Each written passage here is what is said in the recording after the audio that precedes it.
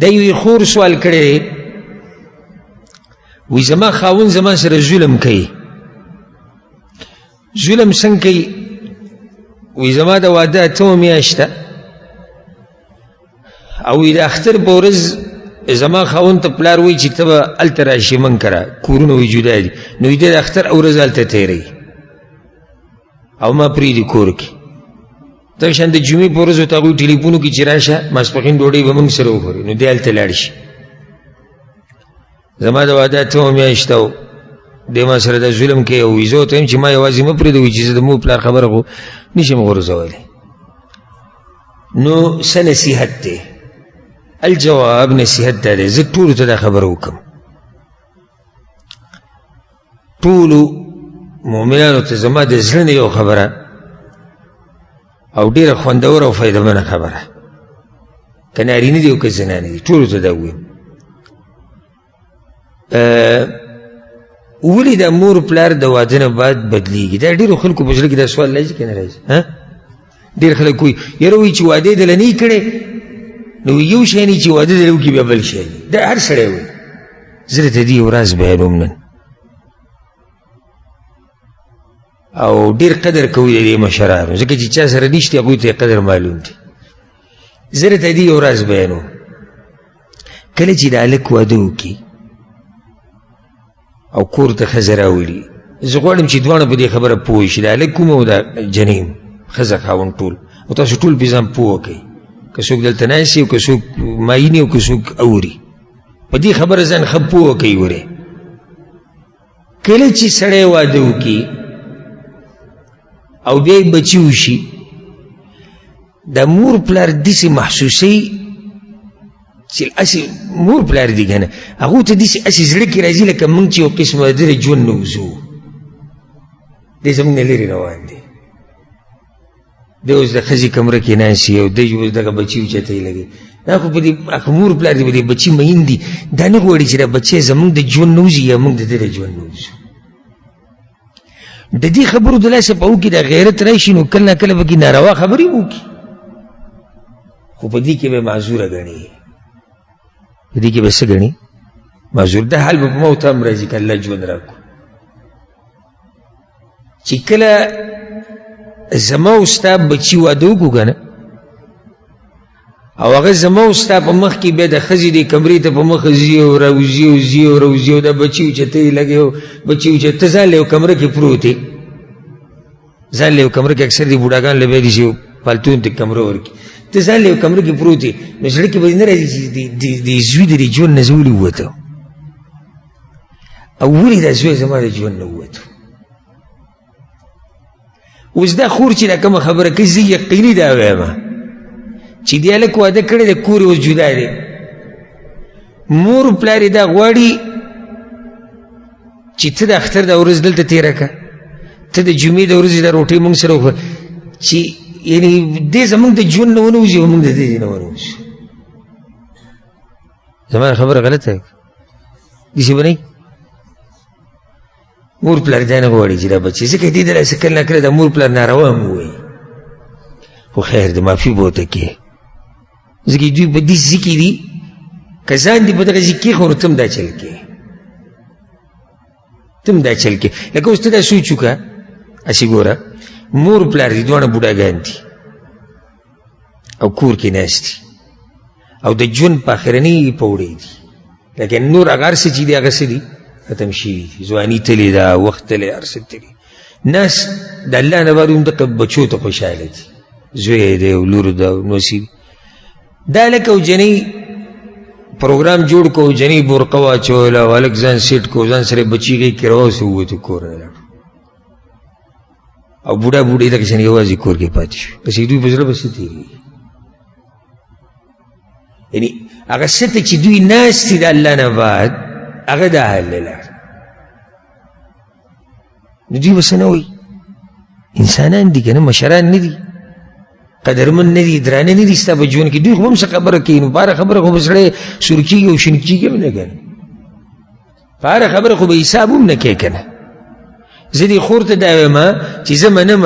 ته کور کې یوازې پاتې شي، خو ته دې ته دا سوچ هم وکړه چې دا د چا خواله چې ځي د هغوی نه دی پیدا دی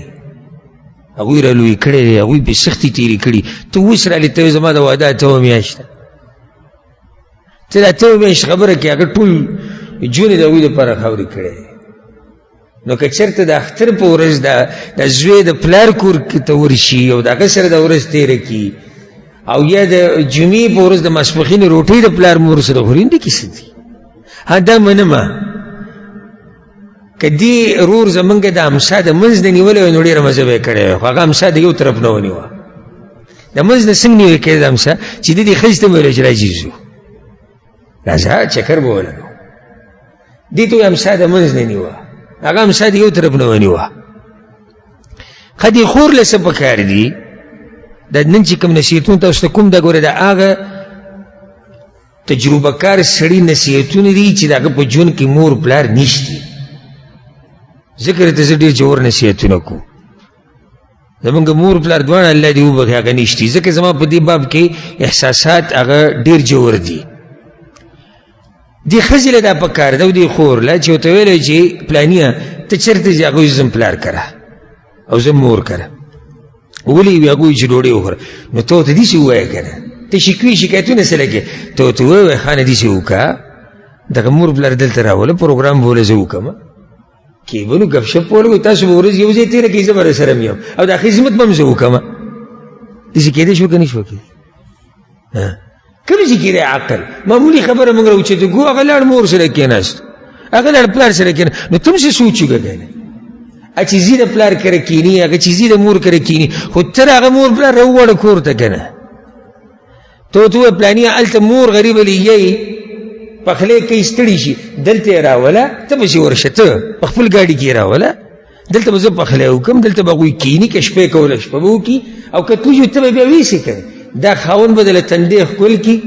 او خواښ اسخر به دنه هم خوشحاله وي او ژوند به ښه مزېدار وي موږ کې مشکل دا دی چې موږ درته حقیقت ویم چې موږ په دین باندې نه یو پوه او اکثر مسلې چې کله کور کې راځي دې د لاسه راځي چې موږ په دین باندې نه یو پوه ځکه که موږ چېرته په دین باندې په صحیح معنو سره پوه شو نو هر سړي له به د هغوی حق ورکوو او دې خور ته زه دا ویم چې خیر دې ته ګزاره کوه دا د یو څو ورځو میلمانه دي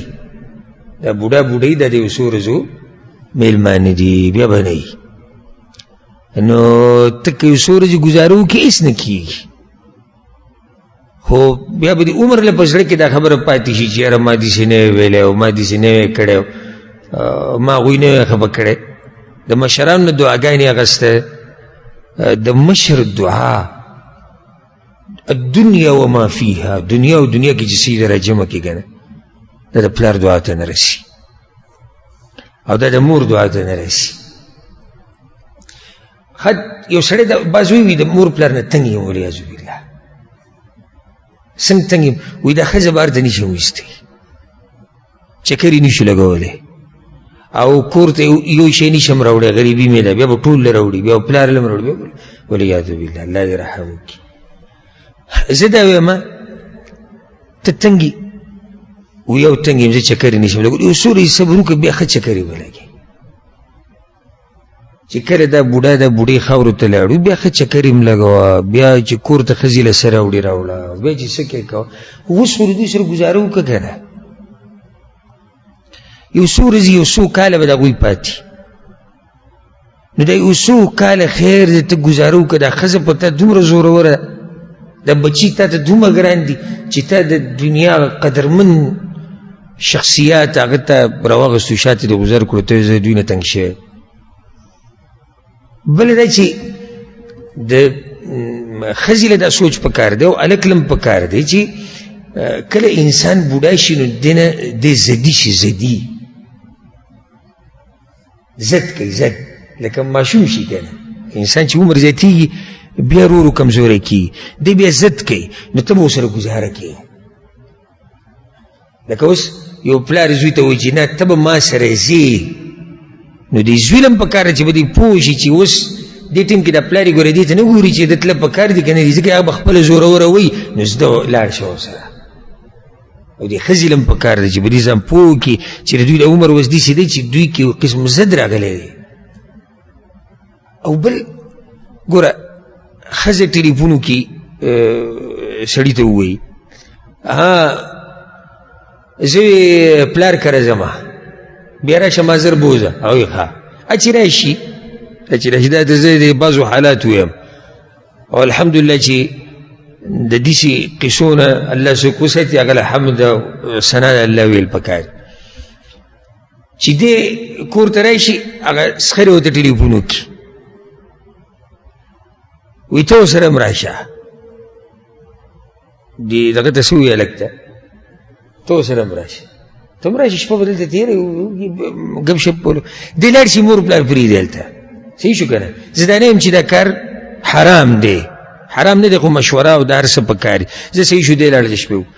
چې سخر دومره امر کولی شي چې ته راشه هلته او دا جریم ځان سره نو د کومو نه چې پیدا دی که هغوی ورته ووایي چې اختر له دلته راشي یا جمعې له دلته راشي نو څه تندر راولید څه چلو شو ګزاره پکار ده دا خلک دا په ژوند کې یو پیر راځي بیا نه راځي ښځې دا یوه دا نه بله هغه بله نه بله څلورو ښځو اجازت ګورې شریعت ورکړی په یو ځای او چې پکې طلاق شي یا مړه شي بیا نور هم کولی شي نو دا مه هېرېږئ چې بس دا بس ښځې ته ووایي که ته نه وې زما به سایلې وي هېڅوک نه کېږي ښه دینداري کوه او د ښځې او د بچو خیال ساته او د مور پلار خیال د هغوی نه زیات ساته بس هېڅوک نه کېږي دا بچي بیا کېږي بیا به ښځې سره میلاو شي او بچي به دې پیدا شي خو مور پلار دا بیا نه راځي نو دا زما نصیحت او دا راته ووایم ټولو ته چې ګوره دا خبرې زما د زړه د کومې نه راووتې او دا مشورې او دا نصیحتونه دې سره به مې انشاءالله ژوند ښایسته وي